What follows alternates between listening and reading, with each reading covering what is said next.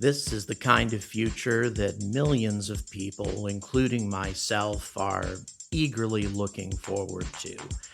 A low Earth orbit, or indeed a solar system, absolutely teeming with starships. And why wouldn't we want this? Because this is the ship that is finally going to end the barrier that has kept mankind from the stars.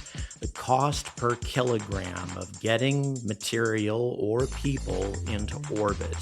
This is the thing that has kept us from reaching out to the stars, and the Starship is the only vessel that has the capability of doing that. And space enthusiasts around the world are arguably more excited about the development of this ship than any ship that came before it, perhaps even more than the space shuttle and the Saturn V, because after all, did thousands upon thousands or maybe even millions of people tune in to watch a water tower fly a few hundred feet into the air and then land again? I don't really think so. But the reusability and potential low cost per launch that this ship represents has led some SpaceX enthusiasts to, in my opinion, get a little bit carried away, to the point to where they think that just about anything can be done by the Starship, that any sort of vehicle that leaves low Earth orbit, or rather even travels into low Earth orbit, is going to be rendered obsolete, that we are not going to need anything in the future except the Starship. And of course, the advent or the potential advent of the Lunar Starship has added to this argument. I mean, put in its simplest terms, the Lunar Starship proposal argues that a 100-ton lunar lander, or close to 100 tons anyway, is superior to a 3-ton lunar lander. And if that's the case, then a 100-ton Starship is better than just about anything else, right? But is bigger always better? Well, my ambiguous answer to that question is it depends.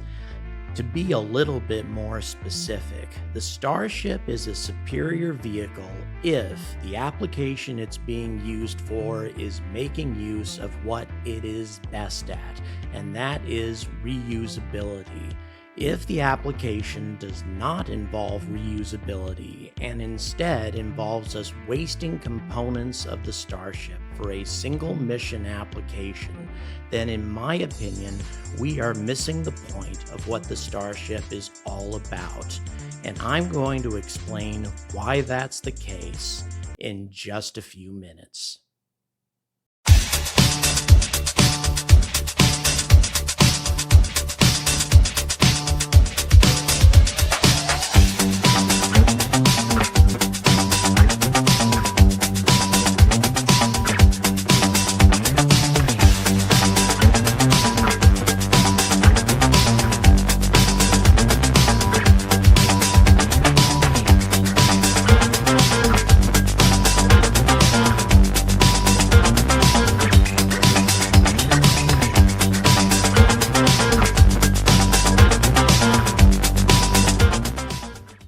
Good evening, and welcome to another episode of The Angry Astronaut. For those of you who haven't watched my videos since my return from Cape Canaveral, this may come as something of a shock to you. I have a Boeing Starliner coffee cup that I have brought back with me, and this is sitting right next to the Crew Dragon. And yes, sacrilege. And the reason it's sitting there is because I am trying to get to 40,000 subscribers. If I am able to get there, then I am going to blow this coffee cup to bits with an ample supply of fireworks from a local fireworks supply store that hasn't seen my business for a little while, since I only blew things up when I first started this channel. So in any event, if you haven't been watching my videos as of late, shame on you, then that's them. And by the way, never mind, nobody has any obligation to be watching my videos, especially as obnoxious as I can be. So All of that having gotten out of the way, let's get to the topic at hand. As many of you know, I'm a huge fan of the Starship, a massive fan, but I'm not an unconditional fan. Do I think that the Starship is going to completely change space travel? Yes. Do I think it's going to give unprecedented access to ordinary people to the solar system, to low Earth orbit, and yes, even to places like Mars? Yes, indeed, I do. I think it's the only ship that's really going to realistically give human beings that kind of opportunity. All of that having been said, though, there's a lot of folks who tend to think that the Starship can do it all. It can be a lunar lander, it can be a base, it can be a space station, it can do anything better than any other kind of craft or any other kind of engineering design. And I can see your point to a degree simply because the ship is so cheap. At least that's how it's being sold. It seems to be a very inexpensive solution. But I'm here to tell you that that's not the case. The Starship is exactly what Elon Musk describes it as, a railroad that provides access to the stars. The rest of it is something that other people provide. When it comes to space stations, when it comes to other sorts of applications, the Starship is not always going to be the best solution. And in this video, I'm going to show you exactly why that's the case. So let's get started right now. So let's first talk about what the Starship does best, and that is getting something from point A to point B. Now, when it comes to getting things into low Earth orbit, the Starship has absolutely no equal.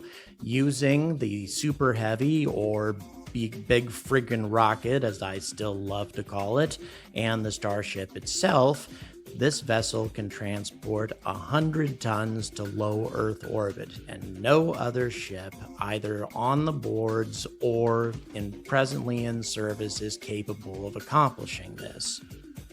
But once you're beyond low Earth orbit, things start getting a little bit more complicated. Without refueling, the Starship is only capable of transferring 21 tons of cargo or cargo and personnel to geosynchronous transfer orbit to the moon, whereas the SLS, or at least the later versions of it, can go all the way to 45 metric tons. Why is this the case? Well, firstly, because the dry mass of the Starship is larger, over 100 tons before you even put cargo into it, and on top of that, the SLS is burning up all of its fuel, whereas the Starship has to reserve fuel in order to land so that it can be reusable.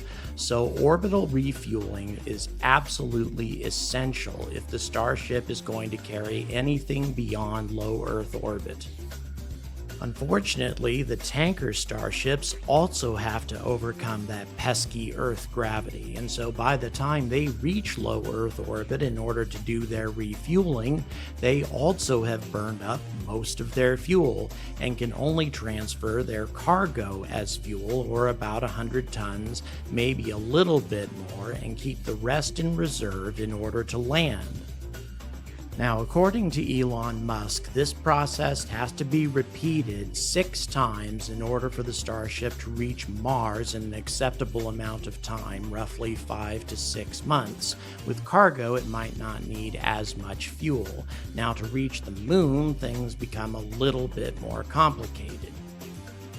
Now, if you look at this illustration of the delta V requirements to reach different destinations in the inner solar system, or namely the moon and Mars, and you add all of these numbers up, you'll discover that if you take out the 4 meters, or rather kilometers per second required to land on Mars, it's roughly the same amount of delta V required to reach Mars as it takes to reach the moon.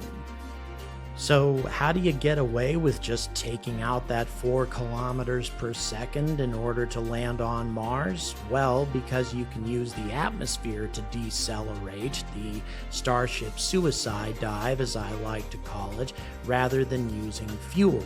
You can't do that on the moon, obviously, because the moon has no atmosphere.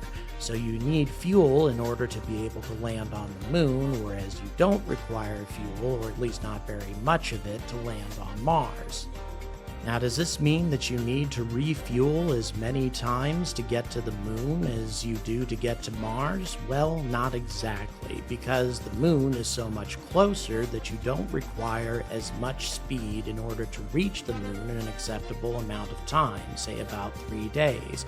According to Dr. Robert Zubrin, who happens to be a rocket scientist, he estimates about 3 refuelings would be enough to deliver 100 tons of cargo to the Lunar Gateway.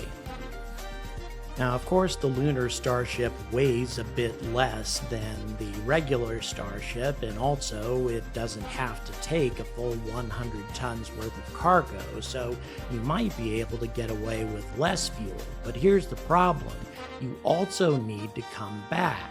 Now, the plan to come back from Mars is to manufacture in situ fuel on the Martian surface, which is a very doable thing there because they have more than adequate carbon and water in order to produce methalox fuel. Not necessarily the case on the moon. You see, unlike Mars, the samples brought back by the Apollo missions did not find much carbon on the moon, only trace elements. Now, there are many indications that there might be carbon deposits in other parts of the moon in case C-class asteroids, which are loaded with carbon, have crashed into the moon at some point, in which case there might be places that you can mine the necessary carbon in order to produce methalox fuel using the Sabatier Method, which I have detailed in the description. But until we find these deposits, coming back from the moon with a lunar starship is going to be a challenging endeavor indeed. Now, I'm confident that we're going to find the necessary carbon deposits on the moon in order to manufacture the fuel that is necessary. As a matter of fact, I have other videos that advocate fuel depots in orbit around the moon that the Starship can make use of. However, until that actually happens, a lunar starship will need to take all of the fuel necessary with it to both land on the moon and to take off. And then once it returns to the Lunar Gateway with its passengers, it's going to be out of fuel again, either requiring that another tanker be sent all the way out to the moon, or that it carry additional fuel in order to return to Earth, which once again is going to require more tanker refills in low Earth orbit. The whole process is not very efficient, but there is another solution. And that would be to use the Lunar Starship as a tanker itself for smaller landers like the Dynetic solution. By the way, I'm not going to mention that wasteful Blue Origin piece of junk. But the Dynetic's lander, as near as we can tell, is going to be about 3 tons or so, a little bit bigger than the Apollo lander. And it will require a grand total of about 12 tons worth of fuel to both land on the moon and return to the Lunar Gateway. So a lunar starship repurposed as a tanker could carry 100 tons worth of fuel to lunar orbit for the Dynetic's lander and operate in conjunction with the Lunar Gateway. The Dynetic's lander would then refuel at the lunar starship as many as 8 times, allowing the NASA astronauts to visit the lunar surface over and over again. Once the lunar starship ran out of fuel, it would return to low Earth orbit, get fueled up again, and then return to lunar orbit to do the process all over again. Nice and simple, and making use of the reusability of both the Dynetic's lander and the Starship. Now, Elon has suggested leaving lunar starships behind as the beginnings of Moonbase Alpha, as he calls it. However, do you see any starships in this illustration as part of the base? It seems to me that since 2/3 of the Starship is dedicated to propellant tanks and engines, it's a bit wasteful to just use it as a base without making use of its reusability. Instead, once you have deposits of carbon and the ability to manufacture methylox fuel identified, build your bases there and then use the lunar starships as mobile bases and also, of course, as means of transporting enormous amounts of personnel and cargo to your bases as they grow.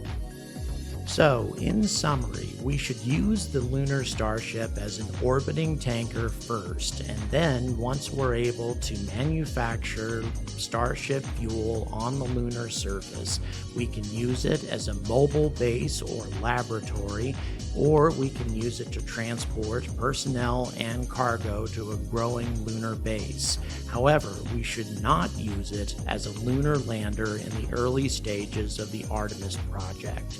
It's simply not efficient for that purpose. Now, what about using the Starship as a commercial space station? Wouldn't that be an excellent use of this vessel? Well, in general, no.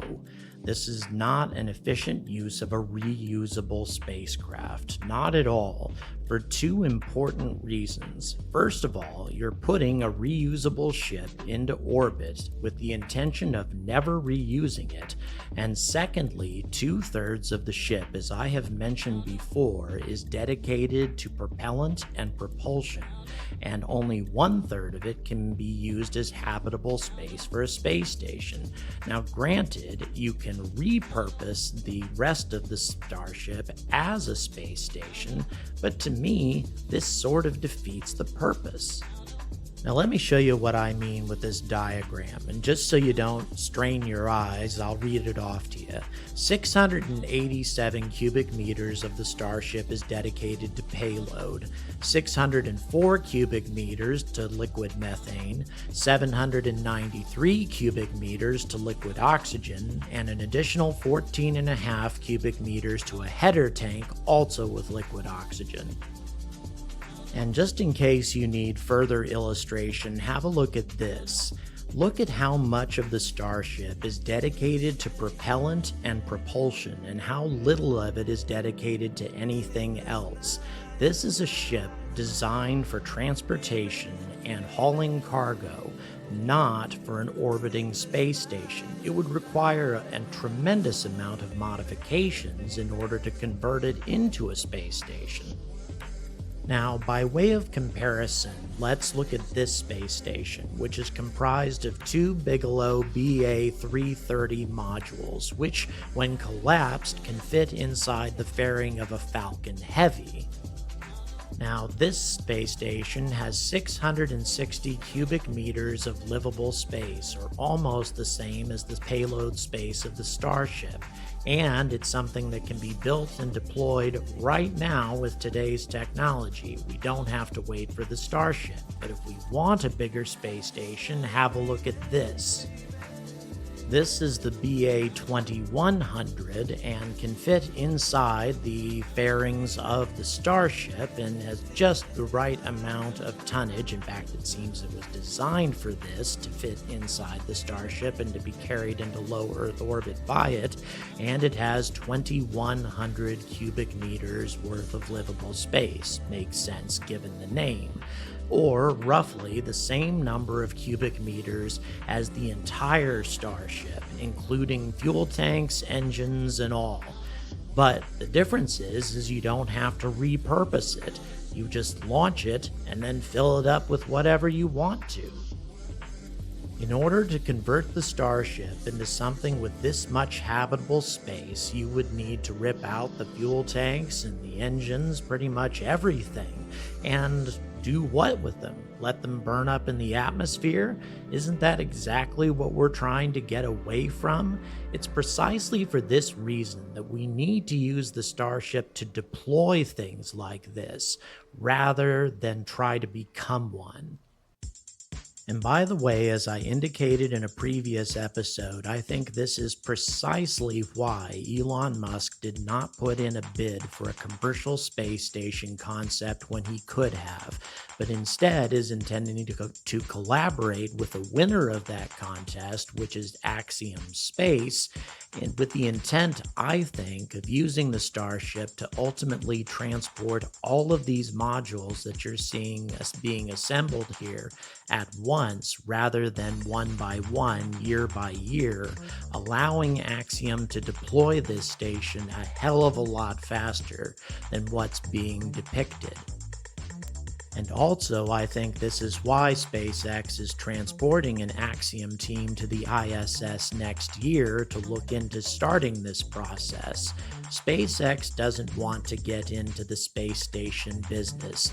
They just want to enable the space station business and make a lot of money in the process. At least it seems to me that that's the best way to use the Starship. And as these stations grow into small cities, and by the way, all of the concepts are modular and designed to grow, what's going to be providing the resupply? Well, of course, the Starship, because it'll be able to haul up 100 tons at a time. But in my opinion, smaller ships will still serve their purpose. For example, things like the Crew Dragon. Do you really need to send up 100 tons when a small station only requires 2 or 3? Or in the case of escape modules like this particular design, you may notice that it has 3 Crew Dragons attached to it for escape purposes. Although being rather biased towards Sierra Nevada, I tend to prefer the Dream Chaser because of its gentle re-entry and its ability to land on most airfields across the planet.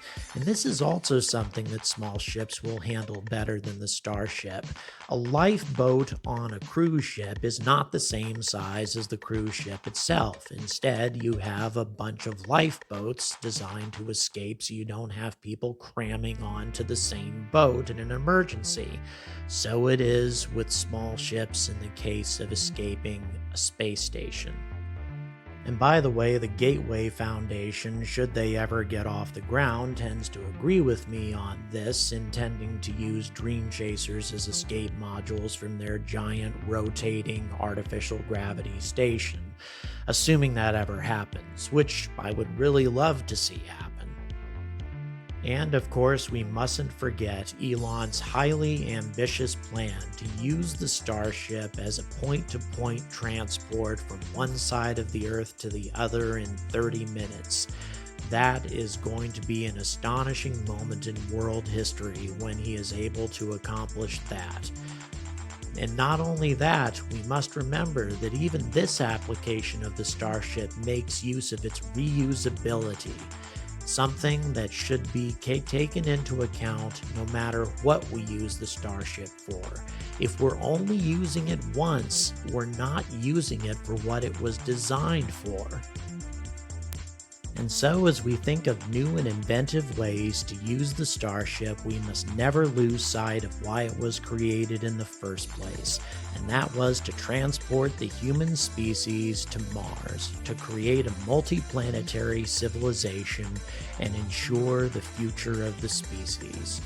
That must always be the paramount goal.